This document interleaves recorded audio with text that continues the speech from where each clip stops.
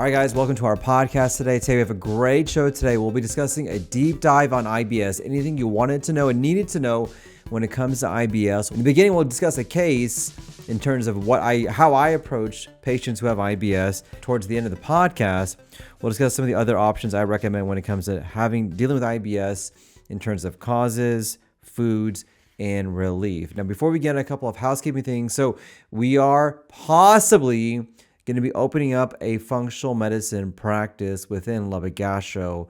What is functional medicine? So I talked about this a couple of podcasts ago, but basically functional medicine is the idea of getting down to the root cause of what is going on. For a lot of the medical conditions that we have, you may be having symptoms before the onset of when we could have made the changes when it comes to high blood pressure, diabetes, heart disease, GI issues. The end consequence of that is the disease process. But going backwards, if we can get down to the root cause of why you're having the issues when it comes to diet, sleep, stress, food, management of everything, we can prevent these long-term conditions from becoming problems later on. But also, if you are generally healthy and you want to get even healthier, you want to find out what I can do to optimize my health so I can live longer but also live fuller, functional medicine is the route to go down. So we are possibly going to be opening up this practice. I am curious to know what you guys think. If you think this is a great idea, let us know. We want to get more information on that. Also, keep in mind that March is coming to a close. March is Colon Cancer Awareness Month. And so if you've not gotten your colonoscopy done, even though March may end, that is okay. Still schedule your colonoscopy. Visit us at lubbockgastro.com for more information. Call our office. We can get you in ASAP and get you taken care of. And as always, if you're having any GI issues with your health, come see us. We're happy to see you. We can see you within 2 days at the latest to get you taken care of and find out exactly what is going on. So what I'm going to start off with is a case presentation of a patient that saw me who had a component of IBS. We'll discuss exactly how I would approach this patient, what I would do, but also my recommendation in terms of treatment options, so you can really get a feel of how we as GI doctors treat individuals who have IBS. So this patient is Maria. She reports symptoms of crampy abdominal pain, bloating, and alternating between diarrhea and constipation. Her symptoms seem to get worse with stress and after consuming dairy or high-fat foods. She has noticed occasional mucus in her stools, but denies any blood. Over-the-counter probiotics and fiber supplementation have provided minimal relief. This is a very common scenario that I see in my clinic every single day. We have individuals who have these symptoms with pain, bloating, not feeling good, but also alternating between diarrhea and constipation. Her past medical history, there's no family history or history of inflammatory bowel disease or gastrointestinal surgeries or cancers, no recent infection, and no antibiotic use, which is very, very important, which we'll discuss in terms of what I need to know when it comes to clinical history. In terms of lifestyle and diet, she has a high-stress job as a marketing executive. She drinks coffee daily, and she consumes a moderate amount of dairy. She exercises irregularly. So the initial diagnostic workup from her PCP, including blood testing, which was completely normal, a CBC checking for anemia was normal, and inflammatory markers, including what are called ESR and CRP, are completely negative as well. Stool testing showed no evidence of any blood or infection, and celiac panel, which is a testing for celiac disease, came back negative as well. So when she came to see me, we kind of discussed what's going on. There are certain clues I saw on the history that gave me a diagnosis of what I'm thinking is going on. Can you clue in to what those cues are? They're very subtle, but this is what I look for in terms of the GI workup. So when it comes to a condition like this, I look for what are called red flags. These are things that are concerning that I see, that I either hear about from my patients or I see on blood testing that tells me, hey, something else is going on besides the typical IBS. So luckily, she doesn't have any red flags that I can see. So at least in the history of the present illness, she has pain with alternating change in bowel habits. Sounds typical for IBS, mainly the mixed pattern of IBS. She knows her symptoms get worse with stress and also after consuming certain foods like dairy and high-fat foods. This is very common for our patients who have issues when it comes to irritable bowel syndrome or IBS. The important thing, though, that she noticed mucus in the stool, but no blood. So mucus is a very common presentation of IBS. Mucus is very, very normal. Now, mucus in the stool can be due to many different reasons. The vast majority of reasons is that it's normal. It's a normal component of IBS. But more importantly, there's no blood. Blood is a warning sign that I see in individuals that is concerning for me, because you should not have blood. Blood is never normal. Even if you think you have IBS, blood is never normal to have. And so if you notice blood, if I see blood or you tell me you have blood, immediately I think something else is going on besides a typical IBS. Now, in terms of our past medical history, it's important to notice that she does not have a family history of inflammatory bowel disease or colon cancer. This is also a warning sign, especially if you have a first-degree relative. If you have somebody who sees me, whose mom, dad, brother, sister has had inflammatory bowel disease, Crohn's or ulcerative colitis, or even colon cancer, this also is a warning flag that tells me, hey, something else may be going on besides typical IBS. The other important thing is that she had no recent infection. So we are seeing a predominant post-infectious IBS. This is a real condition in which you get some sort of infection, whether it's a gastroenteritis or some sort of viral infection. All of a sudden, your gut is going crazy. You have a lot of bloating, diarrhea, constipation, just a lot of discomfort. And typically it's triggered from a change in the gut microbiome because of an infection that you got. And so this condition is actually called post-infectious IBS. Very common. We're seeing a lot of conditions with this. And we'll discuss this maybe on future videos. But this person individually does not seem to have that as well. The other important thing in her history is that she has a high stress job. Stress commonly can make IBS symptoms worse, so it fits within the IBS picture. She drinks coffee daily with some dairy as well, which is also a very common trigger when it comes to IBS as well. And she exercises irregularly, which we know is going to be something to talk to her about when it comes to managing her issues. In terms of the initial diagnostic workup, it all looks very reassuring. So when we do a diagnostic workup, a couple things we check for. So number one, we check for anemia. Anemia is loss of blood, and anemia is not normal when you have IBS. And so your blood count should be normal. Sometimes we'll check a TSH level as well as part of the workup. If your thyroid is too high or too low, this can manifest as IBS type symptoms. And also an IBS mixed pattern, an IBS diarrhea pattern, we check for a condition called celiac disease. So about 10% of our patients who have IBS also have celiac disease. And we do a blood test called a TTG, which allows me to screen individuals who may have celiac disease. So if you've been diagnosed with IBS-D, diarrhea predominant, or IBS-M, mixed predominant, then make sure that your doctor has checked in a celiac panel. All that came back negative. She went ahead and had a colonoscopy anyway because she was due for her age. She was 45 and above, and that came back negative. So what does she have? She fits the classic symptom of IBS, IBS mixed pattern. So what is IBS? IBS is a real disease. It is not in your head. You are not going crazy. And the frustrating thing about IBS is that it is what's called a functional GI condition, meaning we don't actually see anything wrong on the blood tests, the stool testing, and the procedures that we do for you, or even imaging. It doesn't mean that nothing is wrong, but it's called a functional bowel condition. This is very different from inflammatory bowel disease, Crohn's disease, and ulcerative colitis, where we can see differences and changes in the endoscopy, the blood work, and the imaging. So we know that she has IBS. IBS is a clinical-based diagnosis. So meaning we can talk to you and actually let you know what you have. Now, we may do some other testing. Typically, in individuals who have IBS, we want to do a routine blood panel, check for inflammatory markers, check for celiac disease, and make sure they get their screening test on like a colonoscopy if they're due of age, unless they have warning signs. And those warning signs I talked about briefly, but here's what they are: weight loss, fatigue, anemia, family history of colon cancer or inflammatory bowel disease, blood in the stool, diarrhea that wakes you up in the middle of the night, a celiac panel that comes back abnormal. These are warning signs that give me an idea that this may be something else going on besides IBS. So we diagnosed her with IBS. So how exactly do we treat our patients? So what I tell them IBS is so multifactorial. It is hard to pinpoint one exact cause for you individually. It may be so many different reasons. Stress can play a role. Your diet can play a role. Certain foods can play a role. It could be changing your gut microbiome. It could be low-lying inflammation. Sometimes having a lot of anxiety can cause these issues to occur. Or for some individuals, it may be related to their gut microbiome or change in their gut microbiome that occurred after they had a viral infection. Luckily, she doesn't have any of this, so we diagnosed her with what's called a mixed pattern. So there's 4 main types of IBS you can have: IBS-D, diarrhea predominant; IBS-C, constipation predominant; IBS-U unclassified, and then this one, which is IBS-M, in which you have a mixed pattern between diarrhea and constipation.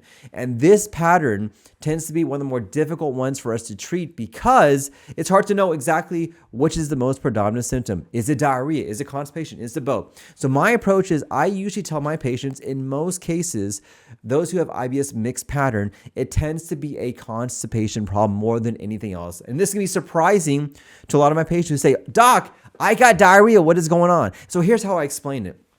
I ask them, is it mainly the fact that you are so constipated, all of a sudden the dam breaks and things come out?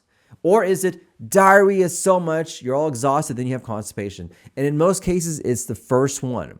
And so sometimes when you have mixed pattern, you have constipation, sometimes you have that ball of stool that's there, and it takes a lot of force to get that stool out. Then all of a sudden, you have this gush of stool coming out because the dam is broken, or that ball of stool is there and nothing can go across it. And so you have to have sometimes water or seepage of stool can pass through that to make it seem as if you have diarrhea. So in most of these cases, I will focus on the constipation to get this resolved for them. So what do I do? So number one, I tell patients we got to get you going and flowing. That's the most important thing. I give the analogy of a train. It's like a train that has not moved. It takes a lot of force to get that train going. And so we got to get you going and flowing. So this may be giving medications like over-the-counter treatment, fiber supplementation, Miralax, stool softeners, or prescribed medications, things that we can use to help out when it comes to that. Sometimes medication we can prescribe can really get you going. But the most important thing is to get you going and flowing. I do not focus on diet first when it comes to constipation and the mixed pattern because it's more important to get you going and flowing. Diet will not get the train going. It will keep the train running, but it will not get the train going. This is why I stress we got to get you going and flowing. So we do that first. We find some ways to get you going, whether it's over-the-counter treatments, magnesium, prescribed regimens. It doesn't matter to me. Get you going and flowing. Once we do that, then we introduce some other changes naturally to keep that stuff, to keep things going. Sometimes we use dietary options. So fiber is a very effective option. However, when it comes to constipation, the mixed pattern, fiber can be a dual-edged sword, meaning you can get a lot more bloating and distension with that. So I tell my patients go low and go slow, maybe 1/3 of a teaspoon for a week, then gradually go up to 25 to 40 grams of fiber per day. I always tell my patients go for the synthetic fiber, benefiber or Citrusol. Yes, you have less bloating side effects, and if you can certainly take fiber supplementation naturally, especially fermented foods and plant-based foods, not only will you get the fiber, you get the other benefits from those foods as well.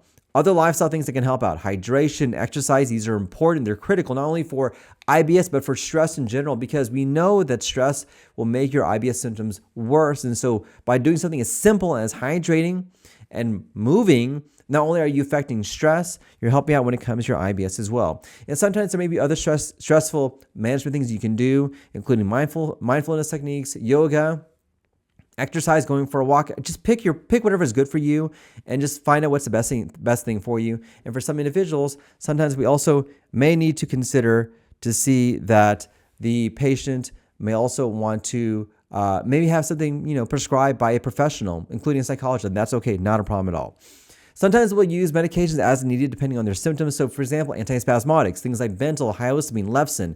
These are not part of the guidelines for IBS because there's studies that have shown they have not been beneficial for them. However, in clinical practice, it does seem to help out. Keep in mind, a lot of these medications have a constipation side effect. So if we're trying to fix constipation, you're having antispasmodics, it may make it work. Sometimes using a peppermint oil or chamomile or even peppermint tea, or one that I use called IB Guard, can really help out when it comes to gut health. Probiotics, use them. There's not a lot of good evidence in terms of scientific evidence for that. However, it tends to help out anecdotally for a lot of my patients when it comes out to their symptoms and getting them feeling better as well.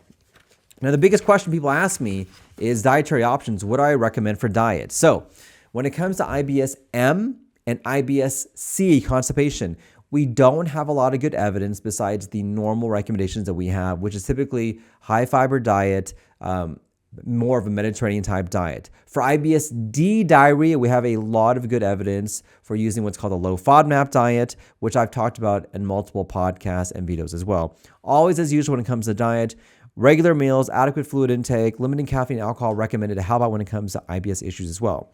And then certainly, we do use pharmacological treatment. So for IBS-C and IBS-M, especially if we're dealing with issues when it comes to constipation, osmotic laxatives, PEG, Miralax, magnesium, these help out. Sometimes we'll use medications like Linzess, lubiprostone, linaclotide, sometimes Amitiza, Ibsrela. These are all medications for IBS-C and also for medications when it comes to a mixed pattern as well. And when it comes to pain, if that's the biggest issue that you have, sometimes using antispasmodics, peppermint oil, and sometimes even using antidepressants on low doses can really help out when it comes to that. And we may need the help of our other specialists to get a better idea of what we can do to get their symptoms taken care of and at least get them feeling better, because I'm just a GI doctor. I cannot really help address some of the underlying issues when it comes to stress, anxiety, depression. Sometimes we need the help of a psychologist, psychiatrist, even cognitive behavioral therapists to really get a global pattern to get you feeling better. And so this is the approach I took with this patient, with Maria. We kind of delved into the thing. I really focused on her about trying to get the constipation taken care of, because I truly felt that when it comes to her bowel issues, it was mainly a constipation issue.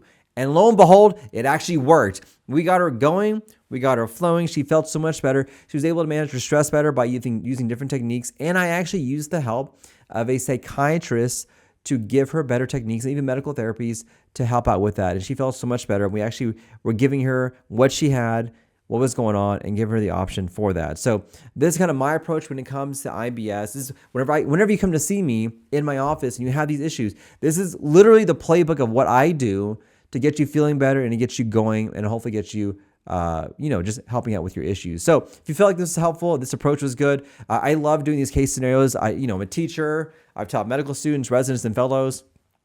And the best way I have learned when it comes to teaching cases or teaching patients and teaching anyone is to give you a case and give you kind of my approach and how we do that. So let me know what you guys think about that. In this section of the podcast, we'll discuss exactly what are the 4 common causes of IBS and how they impact your gut. If you want to know why you have IBS, this part of the podcast is for you. The first cause of IBS are motility issues inside your gut. So all of us have a way that we contract our gut. It's called peristalsis. And sometimes some people's peristalsis is quicker or slower than somebody else's. That is what a motility issue is. So if you are moving things quicker when it comes to eating your food, you'll typically have IBS-D or diarrhea.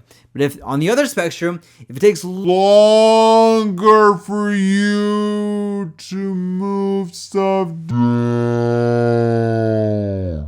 You see that? Yeah, slow down. Then you have IBS-C, constipation. So how well you move things or don't move things could be a root cause of why you have IBS issues. The second cause is a condition called visceral hypersensitivity. Now, this is a real condition. What I tell my patients, it's like having the TV on, but the volume turned way up. The nerves in your gut are hypersensitive. It's like fibromyalgia of your GI tract. And it's actually a real problem that a lot of my patients had. In fact, they did a study. It's kind of a weird study. They took normal individuals and they took patients who had IBS and they filled them up with air. And they actually detected that those individuals that actually had IBS had a lot more pain at a lower pressure of air than people who did not have IBS, even though the same amount of air being pumped into the colon. And so patients who have IBS actually feel pain a lot more quicker and a lot more intense than those individuals that do not have IBS. So why do patients have visceral hypersensitivity? We don't quite know. We know it could be related to stress going on in childhood. So we know that individuals commonly who had some sort of trauma when they're young tend to develop visceral hypersensitivity. But the root cause of why that's the case is undergoing research currently. Number 3 is the gut-brain axis. This is a real connection between the brain and the gut. It's like a superhighway that goes on between what goes on in your brain and what goes on in your gut. This is commonly the reason why you may get butterflies when you're nervous or you have to poop whenever you are, in a nervous situation. It's that brain-gut axis. So what happens in your brain can manifest in your gut, and what can happen in your gut can manifest in your brain. And for a lot of my IBS patients, it ends up being a vicious cycle. You feel stressed, your gut gets stressed from that, and so you get even more stress, your gut feels even more stress, and the cycle keeps on going on and on and on. So in my patients who have a problem in the brain-gut axis, we have to break that problem somehow by giving medications, maybe not to treat your gut, but to treat your brain. So whether it's medications that I give or a psychiatrist gives, these are ways to help break that cycle. But there are things that you can do to help break that cycle as well, including meditation, exercise, going for a walk, doing things that you enjoy. This will help down-regulate that vicious cycle to hopefully allow you to control your mind and your gut. Number 4, the microbiome, my favorite topic. Your microbiome contains trillions of bacteria, viruses, and fungi that are always interacting with themselves, with you, and with the outside environment as well. It's that balance of the gut microbiome that actually allows us to have homeostasis and to live our life. But for a lot of my IBS patients, we are understanding now that the gut microbiome is out of whack. In fact, 30% of IBS patients have a change in their gut microbiome, leading to a condition called SIBO, or SIBO, small intestinal bacterial overgrowth. And by addressing that change in the gut microbiome, we're actually able to help patients get better and get them feeling better as well. And this is undergoing current research, so we don't have a lot of information on this. This is research that I'm excited about, that I think is going to change the course of when it comes to gut issues. This change can occur from any number of different reasons, whether you take antibiotics, whether you had a previous infection, like a gastroenteritis or a viral illness, whether it's a diet change that you incorporated that made things worse. These are things that can change your gut microbiome and make things worse for you. So there you have it. These are the 4 main causes of why you have IBS. In this section, I'll go over 8 foods that can help manage IBS and support your gut health. If you're looking for a natural way to help out with your IBS, this part of the podcast is for you. So one of the worst foods that you can have for your IBS are foods that are called high FODMAPs. FODMAPs are fermentable oligosaccharides, disaccharides, monosaccharides, and polyols. These are foods that are high in fermentation, produce a lot of gas, and are difficult for my patients to digest,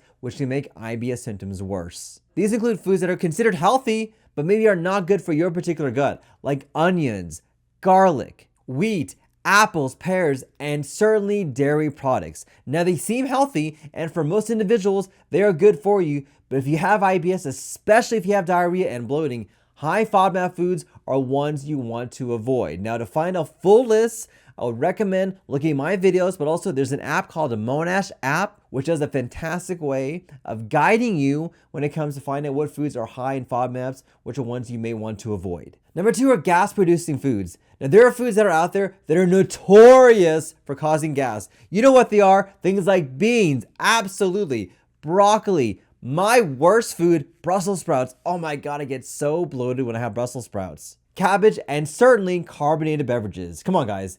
You don't think that if you're having a carbonated drink, you're not going to make more gas? Of course you are. But these foods commonly can make my IBS patients feel a lot worse and make their belly bloated and distended. So try to minimize these foods so we can minimize those gas production inside your gut. Number 3 are fried and fatty foods. These foods definitely are not good for you. So any type of fast food that you get is typically a fried or a fatty food, which you don't want to have. One thing you put in oil is going to make things worse for your GI tract as well. So try to avoid that to give your gut a break. Then lastly, spicy food. So I'm South Asian and my culture loves spicy foods, but I also know from my patients who enjoy spicy foods but have IBS, this can make things worse. Spicy foods can irritate your gut, can make heartburn symptoms worse, can increase the motility of your gut, make you have worsening diarrhea, and certainly exacerbate pain. So if you're having spicy foods and you're having IBS,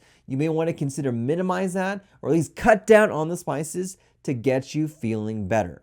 So now that we talked about what foods to avoid, what foods do I recommend as a poop guru and IBS expert to incorporate in your diet? Let's begin. Number 1, soluble fiber. So the fiber has to be soluble. This is the best fiber when it comes to IBS. Whole oats, sourdough bread. These foods are rich in fiber, rich in nutrients, can help out when it comes to gut issues. Number 2 are probiotic rich foods. So not just probiotic the pills, but foods that actually have probiotics in them. These are typically fermented foods. So things like sauerkraut, kimchi, miso. They have probiotics, prebiotics, and also their own vitamins and minerals to improve your gut microbiome.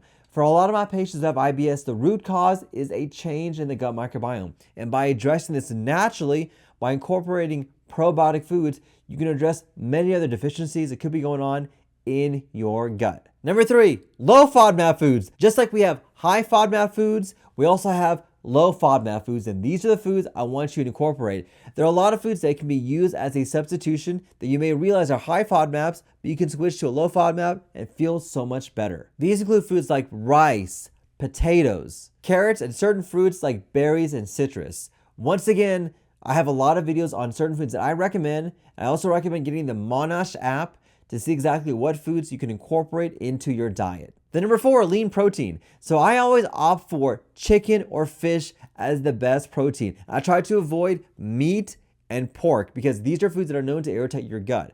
But if you can have lean chicken, lean protein, or good healthy fish, these are the best proteins to incorporate into your diet to get you the building blocks to improve your gut microbiome. And then lastly, I will tell you 5 effective ways I use as a Mayo Clinic trained GI doctor to relieve your IBS symptoms and to improve your health. If you're suffering from IBS, listen to this podcast where this section is for you. So let's start off with one of the most groundbreaking treatments we have for IBS. It's called the low FODMAP diet. Now I have a lot of videos on this site, so if you want to get more reference, go to those videos.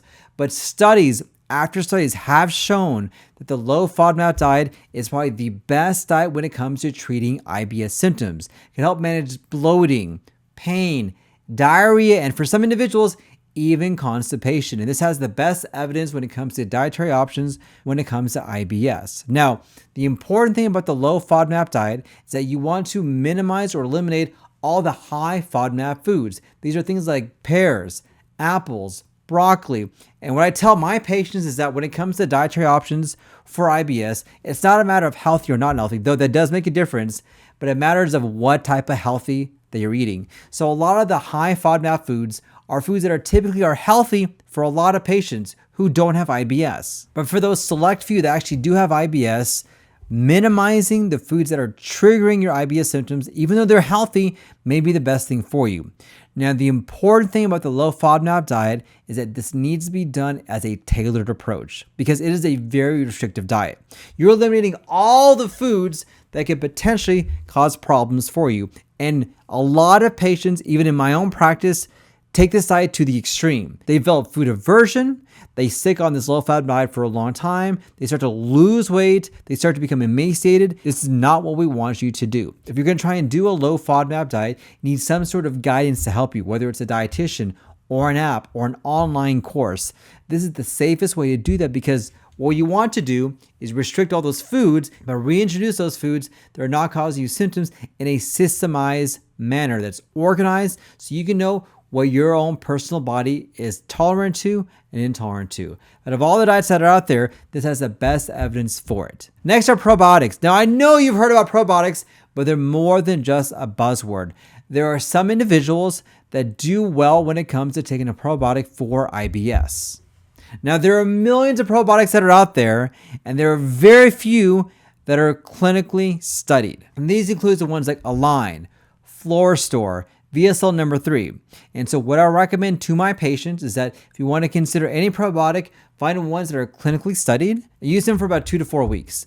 Now, what I have to stress to my patients is that probiotics are not the end all be all, meaning not every single person is going to benefit from taking a probiotic, and that's okay. In fact, the vast majority of people with IBS will have no benefit when it comes to taking a probiotic, but there's a small percentage that does. And so I want you to see for yourself if you are that small percentage. In most cases, probiotics are very benign. However, as usual, always make sure you speak to your healthcare provider before you start a supplement like a probiotic, because there are case reports of individuals, especially if you're immunosuppressed, of taking a probiotic and causing severe infections in the body. Now, if you don't notice any response after about a month, don't continue. Don't try something else. You may be one of those vast majority of people that do not respond to a probiotic. Not a big deal. Next is some of the medical therapies we have for IBS. There are a lot of newer medications that are coming out every single day. Now, it's going to depend on the type of symptom when it comes to IBS, whether it's diarrhea, constipation, or a mixed pattern. And so What I would recommend for you is talk to your doctor about the options of medical therapy. Now, a lot of my patients don't want to be on medical therapy, and I can understand that, I can appreciate that, but some individuals do need to be on it, and that's okay.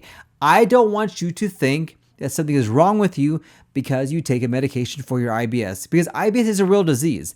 It's not in your head. You're not going crazy. If you need to be on a medication, that is fine. Our goal, if we can, is to maybe try and treat you naturally, but we may not be able to, and that's okay. Your body will tell you if you can take a natural approach or a non-natural approach, or more of a medical approach. And if you're gonna go down the medicine route, I would rather you take a medication that is tested, that is safe, that we know what the side effects are, and that can actually help you feeling better. Because there are a lot of supplements and things that are out there that are not safe, that are not good for you, and that are not treated. And luckily we have medical therapy for this. So if you're not getting better, try the medical options to get you feeling better, because we have good success using traditional therapy to control your IBS symptoms. Number 4, do not forget the mind-gut connection. This is such an important connection. I want to stress this. There is a direct connection between the brain and the gut and the brain. There is a highway that goes in between here. So what affects up here will manifest in what's going on in your gut. What happens here is going to manifest what's going on right here. And so you may be stressed, and that can cause your gut issues, but those gut issues can make you even more stressed, which will cause even more gut issues. You end up in this vicious cycle. So we need to find a way to break this cycle. And sometimes using medications that are dedicated for your mind can help out. This is why we do recommend for some individuals for them to be on antidepressants, low dose, to get them feeling better. For example, tricyclic antidepressants, or TCAs, are very effective when it comes to treating IBS issues, especially a particular subtype of IBS. Sometimes even things like psychotherapy, yoga, meditation, stress relieving options are very effective when it comes to dealing with gut issues. And this is also why a lot of individuals who have anxiety also have IBS, because that anxiety drives their symptoms. And no matter what medication I give you for your gut, if we don't treat what's going on in the head, you may not feel better. And this is also why I typically try to incorporate the help of our PCPs, our psychologists, our psychiatrists to help out when it comes to your gut issues. When you are less stressed, your gut feels less stress as well. And then lastly, I have to stress this, sleep plays a critical role. Sleep is the foundation for pretty much all the health issues that are going on. In fact, I really truly believe that sleep should be a foundation when it comes to getting you feeling better. And studies have shown that if you don't optimize your sleep or get good quality sleep, long sleep, your IBS symptoms will get worse. 100% will. It makes your stress worse. It makes it harder to deal with everyday things. It makes things worse in your GI tract. It changed your gut microbiome. It is not good for you. So optimizing your sleep and making sure you get good quality sleep that's long and fruitful is the best thing to help out when it comes to your IBS. I truly believe in an individualized choice when it comes to your IBS. And we're gonna do what we can to get you feeling better based on your wishes. But what I stress to you is keep an open mind, try different things, see what works, what doesn't work, and see what you can do to hopefully get your symptoms taken care of. Guys, I want to thank you for listening to this podcast today. As always, if you're having issues with your gut, if you've been diagnosed with IBS, if you've been frustrated for what is going on in your gut health, come see us. We can see you. We can literally see you within 2 days at the latest to get you taken care of and find out the root cause of what is going on. Visit us at lebedgastro.com.